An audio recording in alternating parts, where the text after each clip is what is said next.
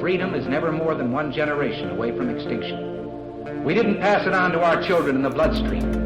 The only way they can inherit the freedom we have known is if we fight for it, protect it, defend it, and then hand it to them with the well-taught lessons of how they in their lifetime must do the same. And if you and I don't do this, then you and I may well spend our sunset years telling our children and our children's children what it once was like in America when men were free. Hey everybody, thank you for joining us on Gun Freedom Radio. I am your host, Cheryl Todd, and I am excited to have Chris Dover. You probably know him as CloverTac, right? On our show today. Chris is a husband, a father, a grandfather, a former tech business owner, lifelong firearm owner, and current owner of CloverTac Productions, a pro firearm media company based out of Texas. Welcome to the show, Chris. Hey, thank you, ma'am. Thanks for the invitation. Good to be here. Absolutely. Well, I had the huge honor of being on your show a week or so ago, and it was such a great conversation. I didn't want any time to pass before we had a chance to talk again. So I appreciate all of those hats you wear figuratively, as I'm looking at husband, father, grandfather. I'm wife, mom, grandma, and what a wonderful and interesting time of life to be able to take all of our lessons, life lessons, and start instilling them into the next generation. How important is that to you in what you do with CloverTac and everything else that you're involved in? I think that it's a big part of it. It's definitely a huge part of who I am and my history. And then, moving forward, I see that we've got to do that. I mean, I don't remember who said it, but there was a great mind one time that said something about freedom, losing freedom is only a generation away. I'm paraphrasing, of course. I can't remember the quote, but something like that. It's very important. Now, with that being said, the other thing that we've got to look at, I think, that's important too, is the generations coming up behind us are not going to do things the same way. And so we've got to allow for the flexibility to let them, language, for example, right? What is this thing with bay and all of these other words nowadays that the kids use? I don't know. And all the acronyms for things, the shorthand, we're used to LOLs and things like that. I know those, but some of these is crazy. So we've got to allow them to do that sort of thing. But yes, I mean, I think we have to guide them and give them the knowledge, especially pertaining to history. And our life experiences and what's went on and things like that, and then let them run with it. And hopefully with the knowledge we've given them and then the knowledge they pursue, they can do their thing and be the activists and the advocates and everything else of the future. Absolutely. I couldn't agree with you more. And when it comes to all those acronyms, like you said, thank goodness for Google, because I'm constantly on there going, what could this possibly, okay, now it makes sense, right? But I latched onto the emojis quick and early because I'm a little expressive, as if you can't tell. And so to be able to add those to my texts and emails was powerful for me. But all the just the word salad, the alphabet salad of the LOLs out there. Just say it. Just tell me what you're trying to say. Don't make me guess. Right. Well, for them, it's a language. I mean, they have the emojis. I mean, they read that like we do. Just reading regular English text. So. That is true. So one of your passions is with the youth is in youth sporting shooting, shooting sports. So talk to us about that. Is that mostly with your own children, or are you part of a larger program with that? I'm part of, currently not so much, because my kids are obviously grown now and my grandchildren are not old enough yet to be involved in some of that. Although we do things here at the house officially with an organization, they're not really old enough yet. But yeah, my children, I was reached out 2 years ago, and I don't even know, it's been a decade probably or something like that, and had a friend in the community. Met up with him. I want to say we was at a local gun shop when it went down, and he said, "Hey," he said, "I talked to the county agri-life extension agent, who is, if you're not aware, if you're out there and you're looking into some cool programs, 4-H is obviously one of those, and that is run through your agri-life extension program of the state." And he said this agent had reached out to him and was looking for volunteers to become coaches because they had started an archery program for the county, and the guy that started the program through his job had to move to Dubai. And that's a big move. A little bit, yeah, a little bit. And he said, "I know that you shoot all the time. You're knowledgeable, all this good stuff. Your kids, shoot. Are you interested? I think I'm going to do this, and are you interested in helping out?" And I said, "Well, let me talk to the kiddos and stuff. Let me see what's going on. But yeah, sure." And so talk that over, and I mean, it was a definite go. Honestly, I knew the answer. I just wanted to give myself a little leadway there, but I knew the answer, and got back in touch with him. Got with the extension agent. Went through some training. Quickly learned a whole lot about not just 4-H shooting sports, but 4-H in general. From there, I kind of worked myself up. The gentleman that had asked me to come on board, he actually took the role of club manager. Within a couple of years, I was club manager in the county, worked at not just the club level in the county, but more of an executive level in the county. I've moved up into state instructor positions where I actually teach the coaches that teach the kids. Wow. And that sort of thing. So it's been a very big part of my life for a long time.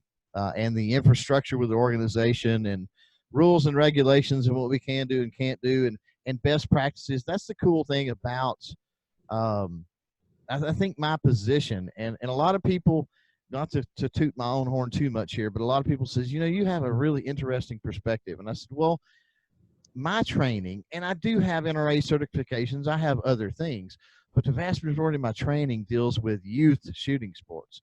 And the key to that is youth.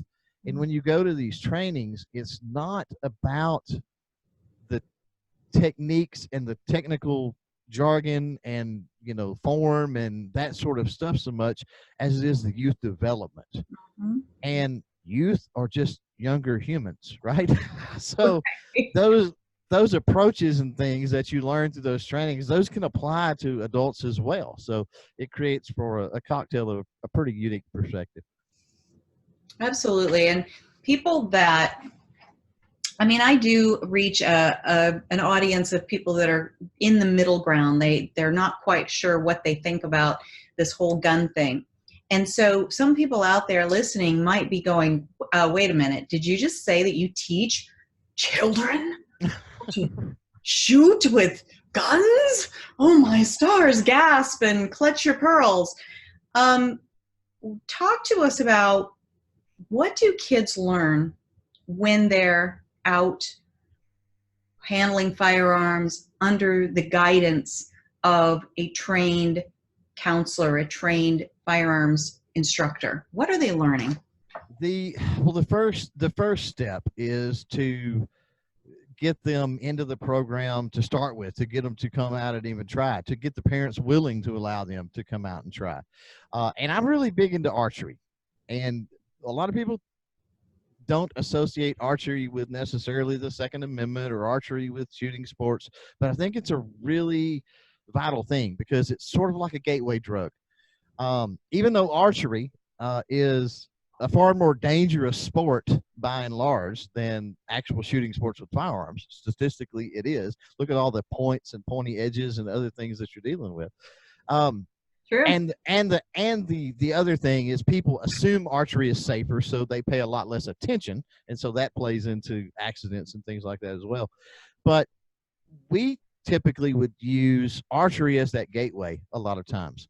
So we would go to events, different festivals and things like that, and have little events and do archery because that's easy to do. And then you get the people into archery, and of course, they're, like I said, they're comfortable with that. And the popularity of the Hunger Games, obviously, and things like that have really helped with archery as well. But you would get them in, and in our range days that we would actually have rifle, pistol, shotgun, rifle, pistol, shotgun, archery, and muzzle loading going on on the same range at the same time. Wow. So when you had these people that come out that were interested in joining, they come for a specific thing, but then they see all of these kids doing all of these other things. Now, that said, that's getting them into it. The first thing, without a doubt, is safety. I mean, there's definite safety briefing. And, you know, as you go through the trainings as a coach or an instructor or whatever, you start to learn identifiers. You pick up on the kids that are ADD. You pick up on the, that sort of thing really quick. And it's like, okay, well, I know I got to watch this kid a lot more than I've got to watch this kid. And over time, as those children, as they come out more and more, that's one of the great things about the shooting sports. I mean, you're instilling confidence, you're instilling discipline, and some of those kids take to it like a duck to water. And after just a few sessions, you don't have to worry about them. In fact, you can actually get them to help you with some of the kids that need other help. So you're utilizing those kiddos, and I really love it when we see, and that's one of the great things about some of the podcasting I do and talking with a lot of the other kids in this realm, is I really love the youth leaders in shooting sports, because they really have a passion. And as you know, you're a mother, you're a grandmother.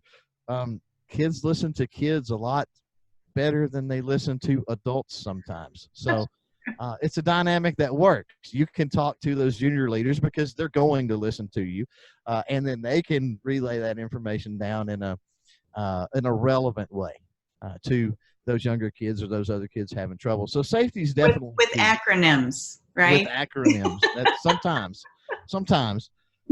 But yeah, safety is the number one key. And I've always said for years, there's two cornerstones or linchpins, if you will, to youth shooting sports. Number one is safety, got to be. And I think that's in firearms across the board, period. And the second one, definitely, and this can also apply to adults if you're trying to get adults in the game. And a close second behind safety, I think, is fun. You have to make it fun. So that's what we always shot for. You want to go into that range day or that practice. Number one concern was safety. Make sure all those bases are covered. Start the day off with something fun. End the day with something fun. And then do the actual coaching and, we got to work on your form here and doing this and doing that in the middle. That way they're excited when they get there because it's fun. They're excited when they leave when it's fun, and they're wanting to come back for the next session, whenever that might be. That is awesome. So if somebody's out there, hopefully, if they were originally aghast thinking about training children with firearms, I hope you can start seeing it in a different light, because really getting kids and their parents out together, first of all, that's a win right there, right? And then when they are training with a firearm, it's teaching them focus and follow through, right? Responsibility. I love that leadership piece you talked about, discipline. And also, I think, especially if they get caught up in it and they like the idea of competing.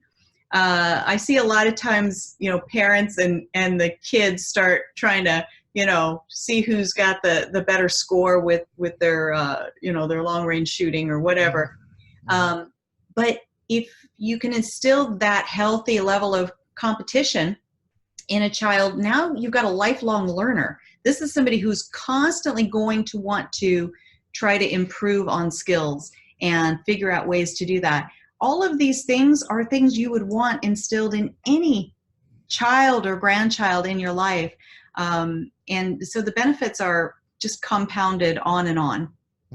Well, and a lot of the not only the kids I've seen over the years, hundreds of kids, thousands of kids really, if you're looking statewide or whatever, that have been through the program. But one thing that you see through shooting sports in general, when you're talking about youth, you see all of that. I don't know what is the word. What am I looking for?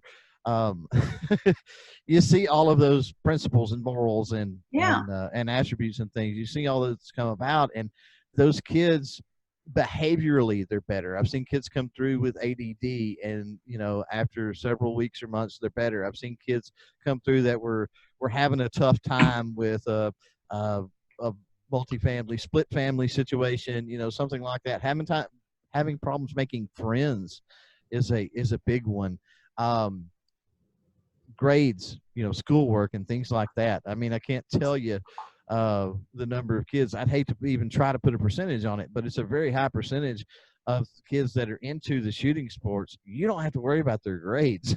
they're going to be, A, B honor roll, if not all A honor roll. It's just going to happen. And why? Because, again, like you talked about, that discipline and everything is just instilled in them. And so they apply that to other things in their life. Their schoolwork, their job later on, whatever it might be. Well, absolutely. And when you we used to say, find their candy, right? If that's their candy, if that's the thing that they love so much, then that is not only a powerful internal driver, like you said, but it's also one of those things that's like, your grades are slipping. I don't know. Maybe we're going to have to skip the range this week. Right? And it gets them focused back on track. And when you talked about kids like with ADD and that sort of thing, I don't know if you know, his last name just left me, the Parkinson's shooter, Dave. Shaky Dave. Mm-hmm. He actually lives not too terribly far from me. So Shaky Dave, for those of you who don't know who that is, this is a man who suffers with Parkinson's. I mean, he is very shaky, and I appreciate his sense of humor about his condition, that he calls himself Shaky Dave, until he is on the range, and then he is solid, steady. He's a machine at that point. He is. It is the most incredible thing to watch because of all of the dopamine and the receptors and everything that's going on in his mind. Mm-hmm. When he is on the range, he is steady, not shaking at all. And so these are benefits to the shooting sports that you cannot quantify. And it's hard to help make sense to people that just want to sit in their corner and say, well, guns are bad, right? This AR-15 thing, I don't know, it's black and it's scary looking. Open your mind. Keep your mind open. Look around you. Look for this kind of information to see how much it really impacts in a positive way families, children, and someone who has Parkinson's. It's an incredible thing. Absolutely. So I wanted to move on and talk about this project that you're working on. And we were talking about, the way that kids talk, you've got a little bit of lingo in here yourself. It's something called Fudd Life, but the life is L-Y-F-E. And Fudd is F-U-D-D. So what is this little bit of lingo called Fudd Life? Well, I wanted to, first of all, with the Y in the life, I wanted to gangster it up a bit, or gangsta, I guess, is the way the kids would say it. I wanted to be a little catchy, so that's why we did that. But honestly, I get tired of, and this is totally across the spectrum. We want to put people in boxes all the time. And it's human nature, whether we're Democrat or Republican or conservative or liberal or anti-gunner or 3%er or a FUD or whatever it might be. Everybody's got, you got to put people in boxes. And it's like, why do you have to do that?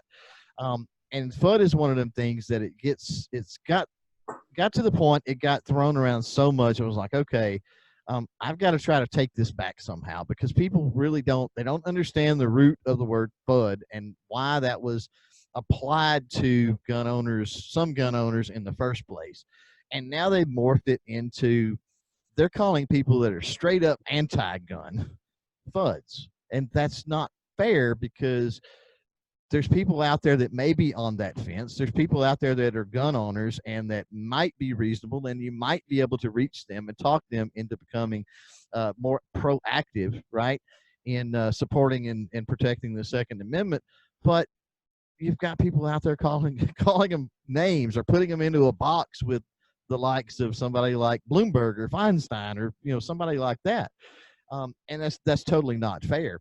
And then as I delved more into it and I looked into and thought about, Fudd Life and the principles and all of that, you look at the root word, and it come essentially from Elmer Fudd. I mean, I think everybody gets that, and he's got his shotgun and he's going to go hunt wabbits, and he doesn't really supposedly care about anything else. But what people miss is the ignorance, and ignorance is not a dirty word. And it's become that way. I'm ignorant of a lot of things. I'm sure you are, and everybody is. I try to learn something new every day, but there's a lot of stuff in this world to learn. And ignorance is not a bad thing. But one thing that Elmer Fudd was, which speaks to that root word of Fudd, is ignorance. You're doing things over and over, basically, and you're doing them oblivious and out of ignorance. So if you apply that the way that it should be applied to a firearm owner that is a Fudd, this is a person that's not paying attention to what's going on in the community, in the 2A community. This is a person, but they're not a bad person. Okay, they own firearms. They go and let's say they duck hunt, right? And maybe they pay their dues to the NRA or the GOA, because just like the people that vote and then think they're done, I'm done, I voted, right? These people pay their dues to these organizations, and then they entrust these organizations to take care of their Second Amendment rights. So they're simply just oblivious and ignorant to what's going on. And I think at any point in time, and we talked about this on my podcast a little when I had you on, that there is some people seemingly come out of the womb as a 3%er, shall not be infringed, and all of that. But most people, there was some kind of an awakening or turning point when they realized, I understand the Second Amendment and what's going on now. Well, up until that point, here's my question. Were you a Fudd up until you had that awakening? So if that's the case, then the vast majority of people that are firearm owners, that are even activists and stuff nowadays, were once a Fudd. So are you once a Fudd, or are you always a Fudd? That's the other aspect of Fudd Life that I want to deal with. A lot of people, you get into scenarios where they go, well, if gun confiscation happens, right? If they do enact something and they do go door to door, right? And they go to your door and you prioritize your kids and your family and the people in your house over them taking your firearms. In other words, you're not going to take a stand and risk the life. Risking your life may be fine, but you're not going to risk the life of your wife and your children or grandchildren or whoever else is in that household. You're going to turn them over, and then somebody calls you a Fudd for that, right? I mean, that kind of falls into the definition of Fudd. You're kind of giving up on it in a way. So I think everybody comes from a state of Fuddness, if you will, and are subject at any time, depending on life experiences and things that go on, to revert back to that at times, just depending on what they prioritize in their life. Life is a complicated thing, and I really suggest that most people get out there and live it. That's what's important, is to get out and live your life. And I think there's a lot of people that they hyper focus on things a little bit too much, rather than just getting out and living and enjoy life. And sadly, when you get out and you live and you enjoy life, you're going to have different priorities at different given times within your lifetime. I'm sure you can attest to that. You've got way different priorities now, than you had 10 years ago, 20 years ago, whatever. No, that's so true. And one of my huge frustrations with having moved into this world of 2A advocacy, first of all, it's been a wonderful journey, and 99.9% of the people I've interacted with have been warm. They have been very generous with their own knowledge and areas of expertise, and spent tons of time helping me and my audience understand their particular area of expertise better, that sort of thing. 99% have been great. But there is this infighting that goes on, and this fudding of each other, however you want to put that, kind of goes along with that. It's like there are people that they just feel like, well, whatever I believe is really the one and only right way to speak about the Second Amendment, to, expect others around me to believe in the Second Amendment and enact the Second Amendment. And we don't even need the anti-gun people, right? Because Sometimes I think that way. Yes. We are so busy trying to, and I don't even know, some of it is not even about necessarily the other person. It's that we're trying to elevate ourselves, that we are so wise, and we are so trained, and we are so whatever.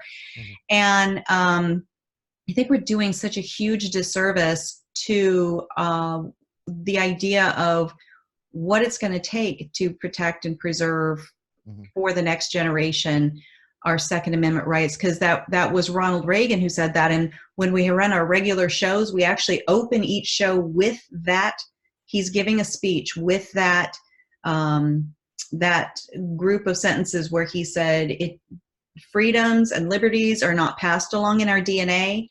And if we are not instilling those things in our children and our children's children, then it's one generation away from dying, and we're gonna sit in a rocking chair one day and just talk about what life used to be like when we had our freedoms. So truly, the people that spend so much of their time and energy just poking, not even fun. I mean, everybody, it's, yeah, all in jest and fun, and a lot of us do rip on each other and that sort of thing, and there's nothing wrong with that. I mean, everybody does it, but yeah, the ones that are really serious is it's a little bit disheartening. It is. And so if I was somebody who's in that middle space and I'm trying to decide, well, I think I would love to get involved with being an advocate. And so do I join this 3-letter group? Oh, don't join them because they're blah, blah, blah. Oh, okay. Well, how about if I join this 3-letter group that's a advocate for the oh, well, they just cave on everything. Well, and so at what point do I say, you know what, y'all work yourselves out and let me know when you really want me to come in and help? Right. No, I totally get it. I mean, it goes into that situation, and we're not talking about those that have, those that are anti-gun, anti-Second Amendment zealots. I mean, at that point, that's a whole different ball of wax and a whole different conversation. We're talking about those that, really don't care one way or another, and it's a dangerous place to be, and it's a dangerous place to be because if you look at it on a spectrum, the left being anti-Second Amendment, the right being, let's say, the 3%ers, and you've got a dead center, and in that center is a fence. The ones leaning on the left side of the fence, their mindset is, well, I don't really care for guns, I don't necessarily like guns, and I don't really care if the government infringes on those rights and takes all of that away. I don't really care one way or the other. The people leaning on the right side of the fence are very similar to the people on the left, with the exception that they appreciate and understand that it's a constitutional right, and they will stand with anybody to the right of that fence, even though they're not going to partake in that liberty themselves. We will respect your right and stand with you against that. So when we talk about these conversations and moving people get this misconception, and they talk, whether they're talking, like I said, to a hardened zealot or whatever the case may be, and then they get this misconception that everybody is that way. And the problem is the people that are just on the other side of the fence, all you have to do is get them to hop the fence. That's it.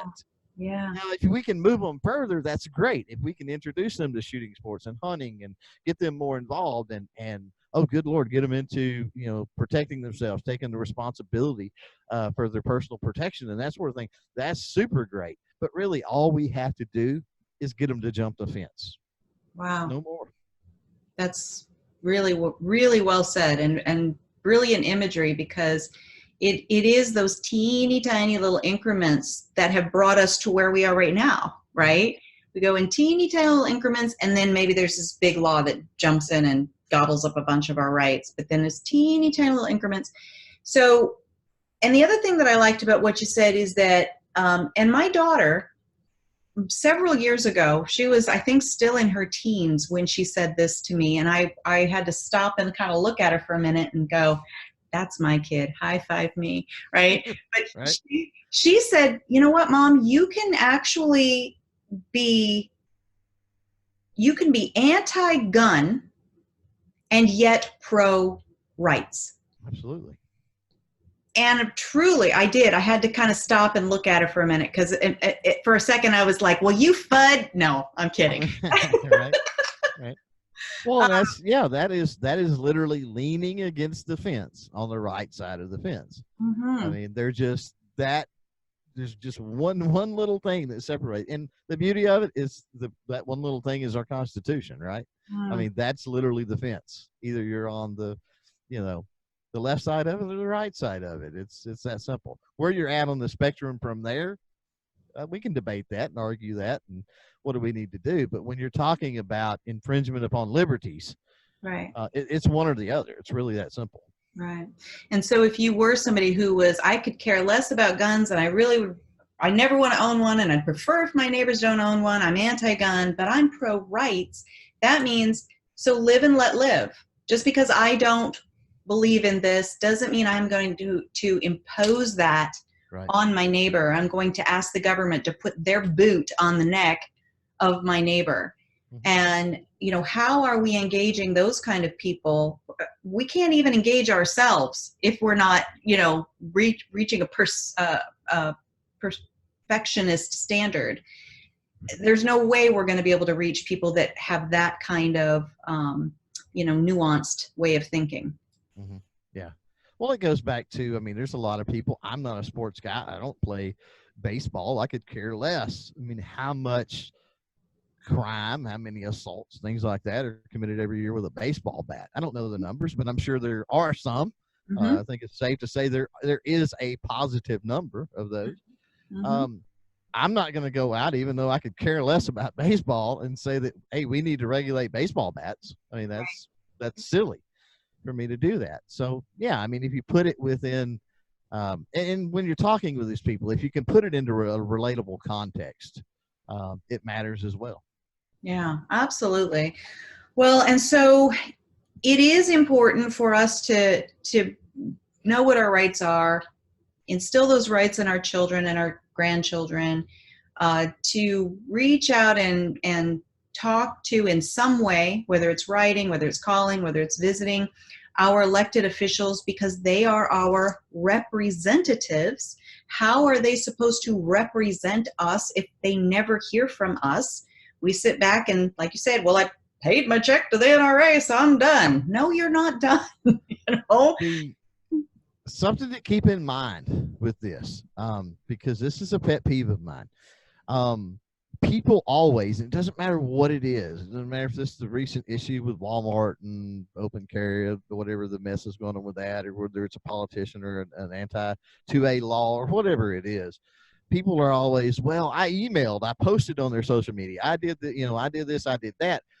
But they fail to realize that the lazier the method of communicating with said party, the less impact that method is going to have.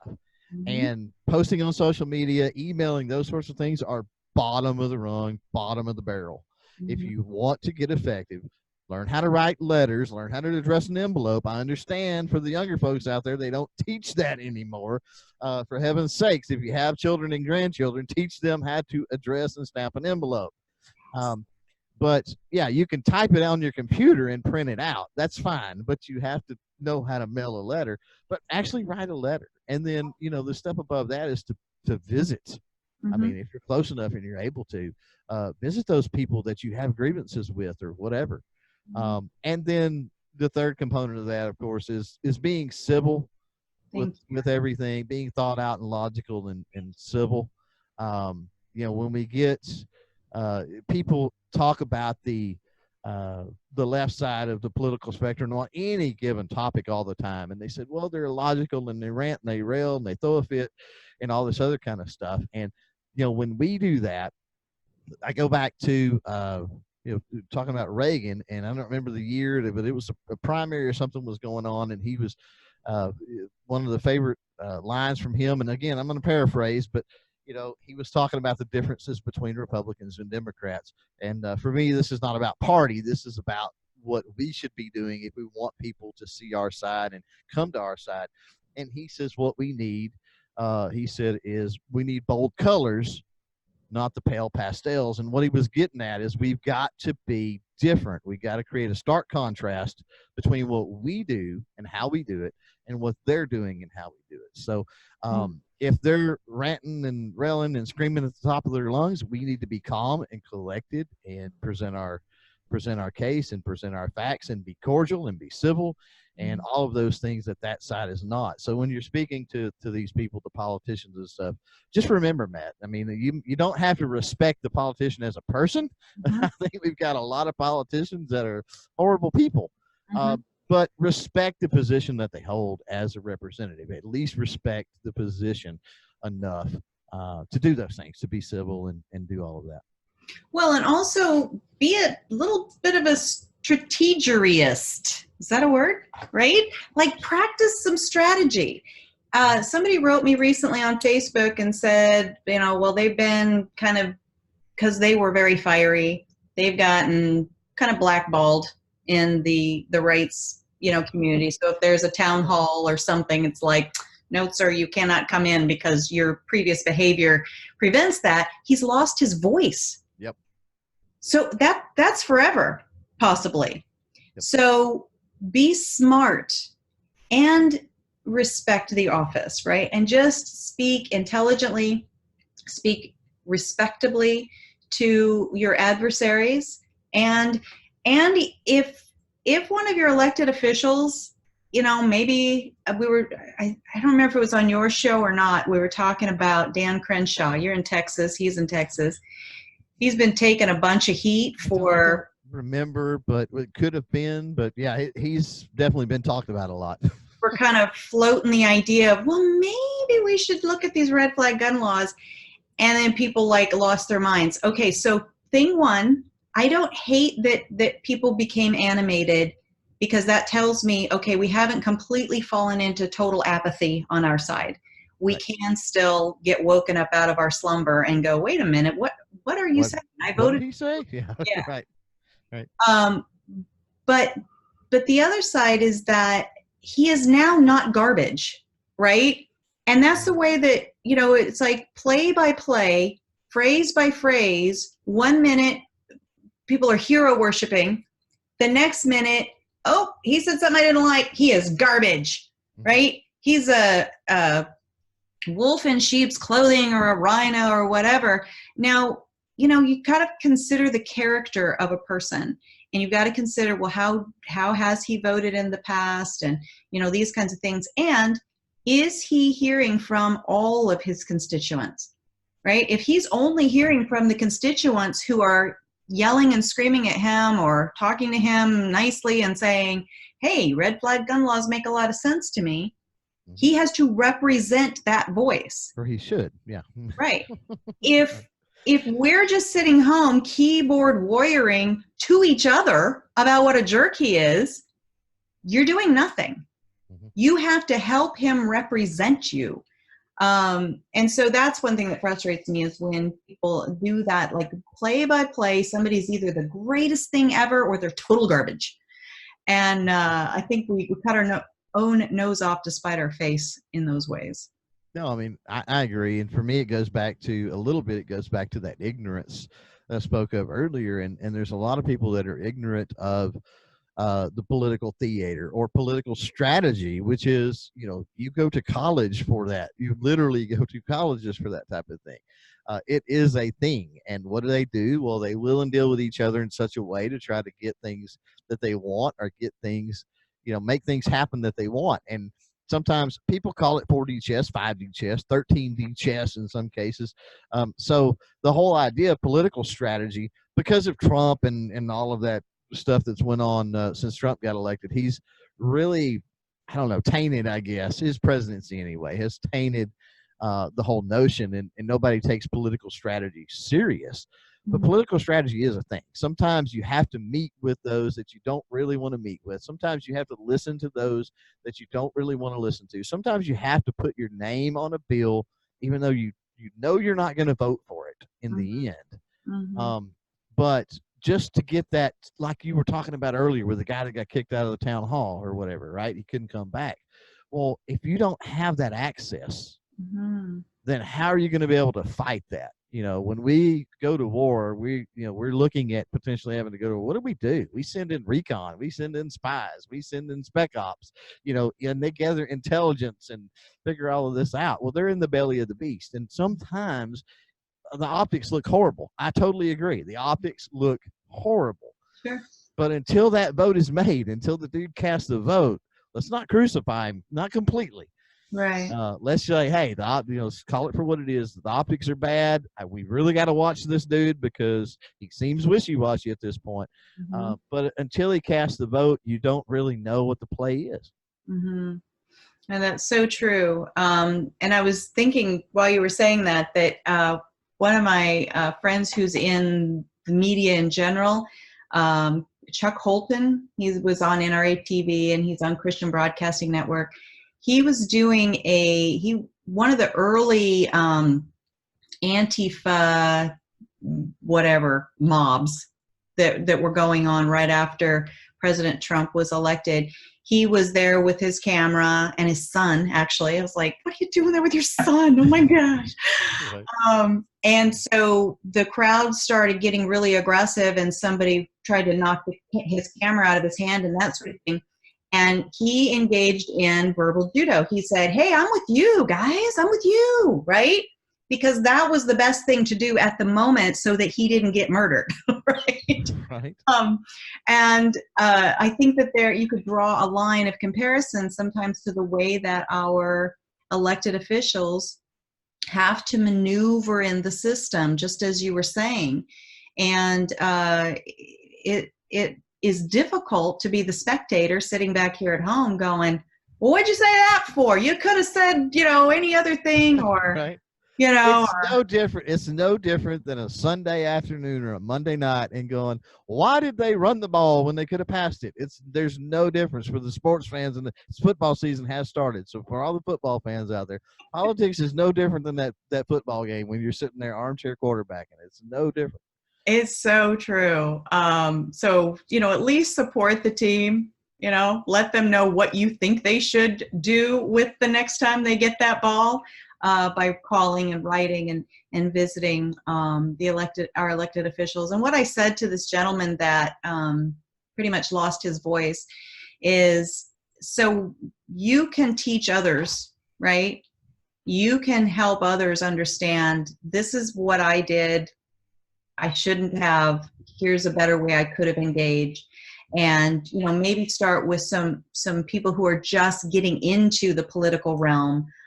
Help them build their campaign, get behind people you believe in, and maybe you can restore your voice that way.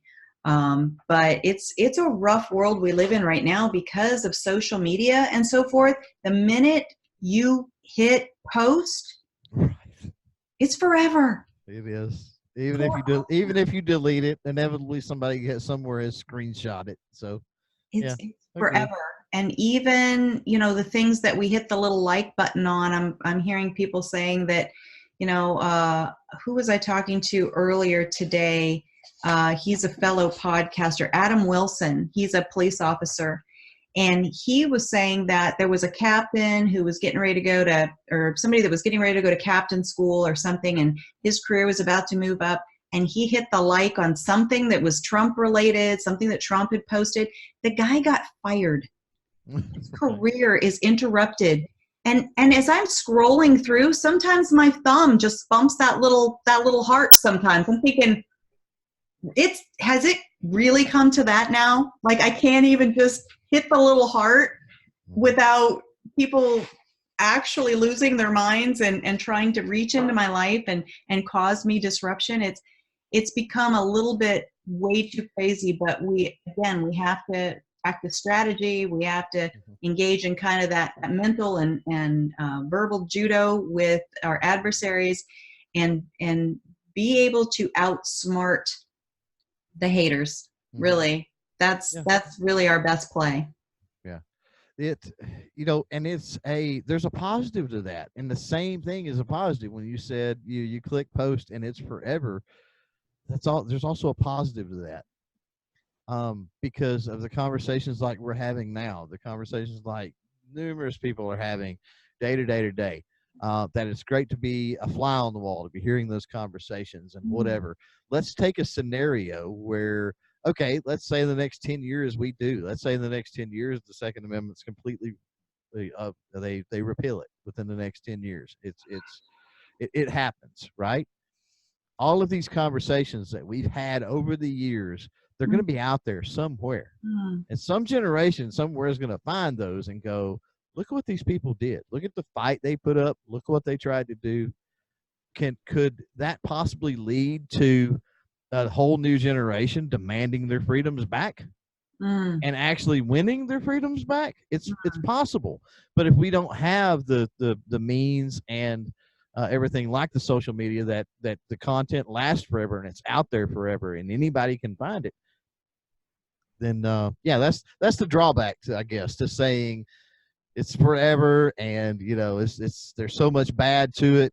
I don't know. I think there's a healthy balance. I think there's just as much good as bad.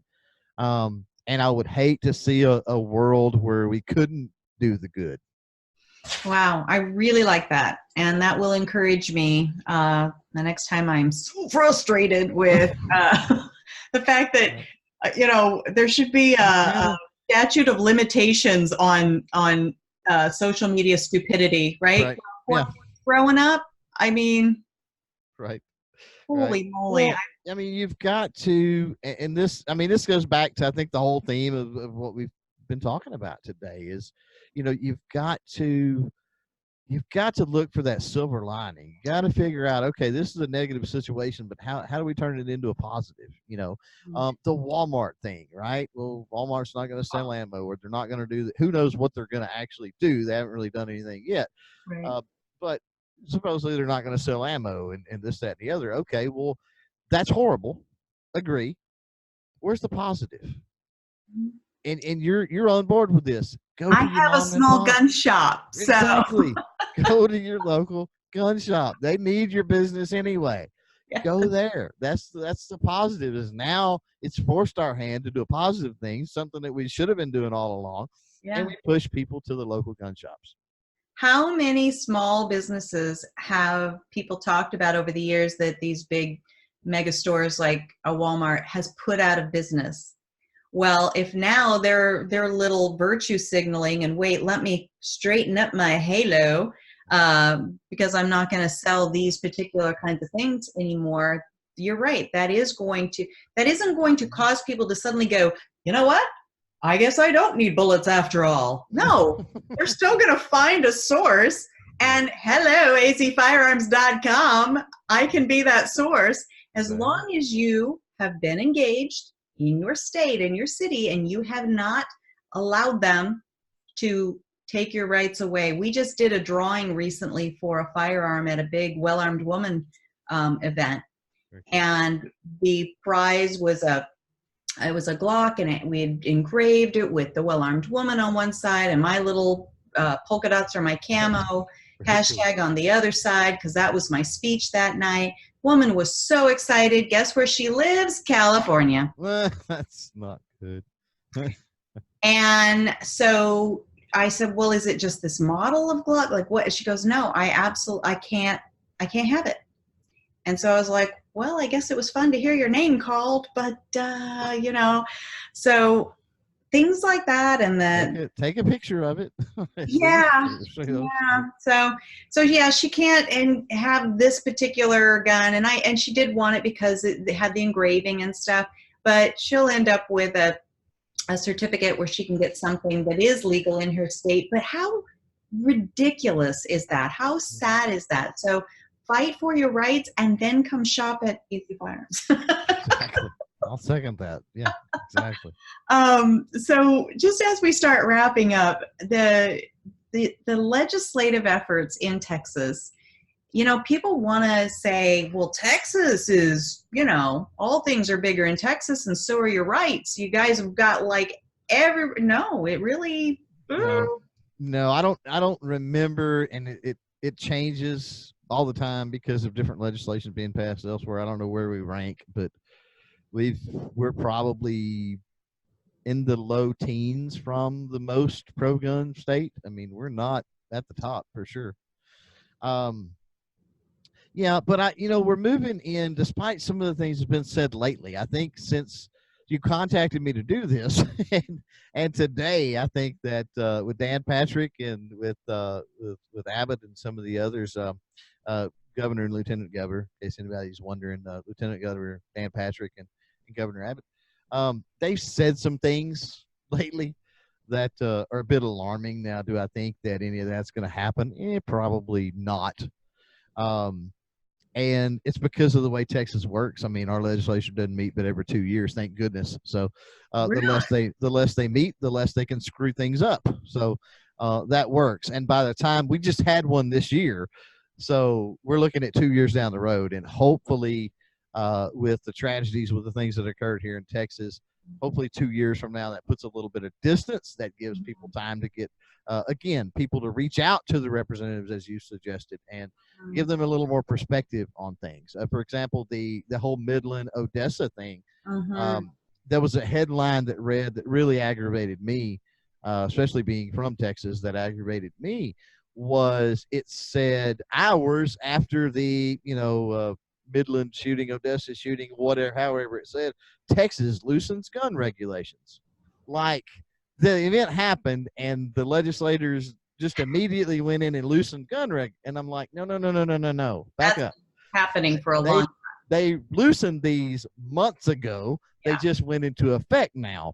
Right. And then on top of that, the regulations that they loosened, they had to do with like private property rights and having a gun in a subdivision and carrying a gun in a evacuation emergency and things of that. It had nothing to do. None of it would have even remotely affected or been effective with preventing that particular incident. So, yeah, some of the headlines that you get and all of that. But, I talk about all the time, and Texas is one of the things, and being involved with legislation and things here in Texas, you start to, if you're paying attention, you start to gain a little perspective. I talk a lot about relishing those small wins. And one thing that happens here in Texas, like I said, we got 10 or 12, I think it was this session, pro-gun bills passed, looser regulations, so to speak.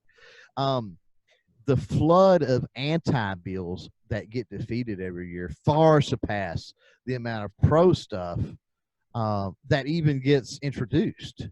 So they're playing the numbers game. Is what they're doing. We all know what they're doing when they'll submit 20 or 30 anti-gun bills a session, and only 5 or 6 or 10 pro 2A bills.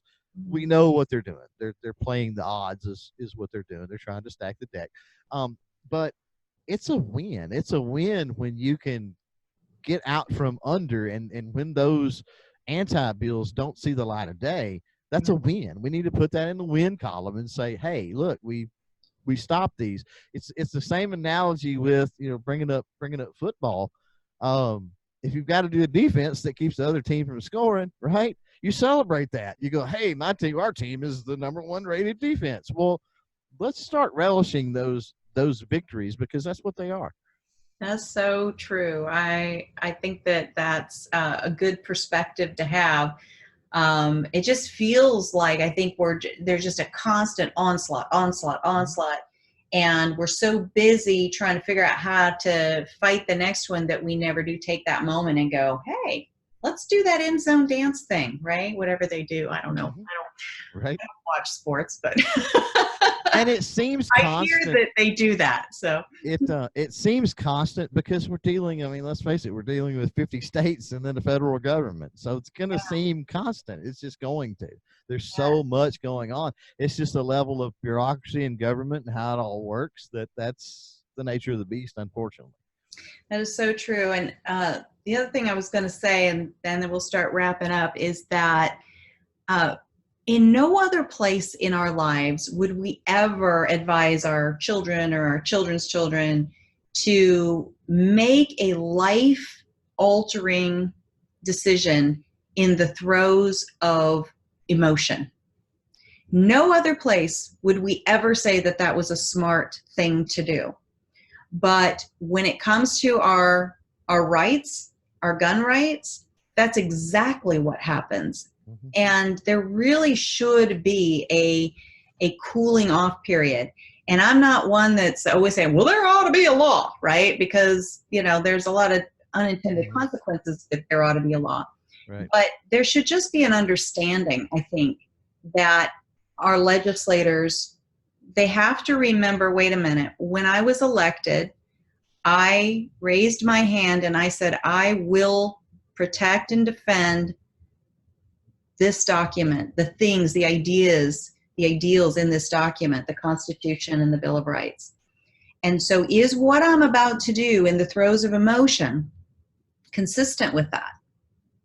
Right? You need time for your mind and your body to settle into that and come back to, well, this thing feels right, but wait a minute, what did I promise? What did I dedicate myself to do? And what would that require of me right now? I just think there should be an understanding among our elected officials that they would take that moment and not immediately rush into, well, let's write a bill, or I already wrote this bill just waiting for this moment to happen. Bam, here it is, right? Right. Well, hastiness has become the flavor of the day. I mean, look at technology. We've got information at our fingertips at an instant. We got, movies on demand at an instant. We got just everything is at an instant, Amazon stuff delivered within hours via drone, that sort of stuff. So it's understandable, but seldom does hastiness lead to anything good. And my mind goes to all of I don't think I have ever once made a wise eBay purchase at 3:00 in the morning. I mean, I just don't think I ever have. Now, if I put it in my cart or something and went back to it the next day, maybe so. But Yeah.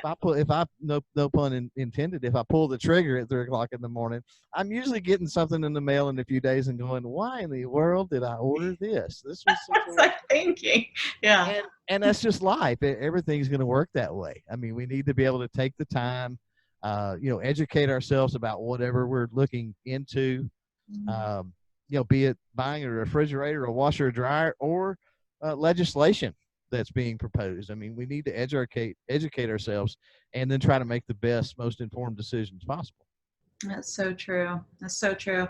Well, thank you so much for all you do. Thank you for educating our youth with firearms. Thank you for being such a calm and rational and rare voice of reason out there in this gun debate. We need more of those kinds of voices. And I know that you're impacting those that listen to you. And I just really appreciate you. So just as we go out, Chris Dover, please tell folks how they can follow you and follow the work that you do and learn a little bit more about CloverTac. The easiest place to do that is CloverTac.com. It's that simple. It's easy to remember. It's easy to spell. It's quick to type in. So just jump on there. There's a social media carousel. If there's a platform out there, we're on it. And we work it pretty heavy too. So we got a social media kind of carousel on the website. So just go to CloverTac.com, scroll through that until you find the platform that you love. Different people like different things. There's also more information. Hopefully going to get the stuff with the podcast more like the Gun Freedom Radio website. I'm kind of going to steal some ideas for you guys, Please hopefully do. in the near future, and get some of that set up because I really like y'all's site and the way it's set up. So, but as far as making contact, our website works really great for that. We're obviously on Instagram, Facebook, YouTube, Full 30, Gun Streamer, all of that good stuff. All the branding is consistent everywhere you go. It's CloverTac, so it's that simple.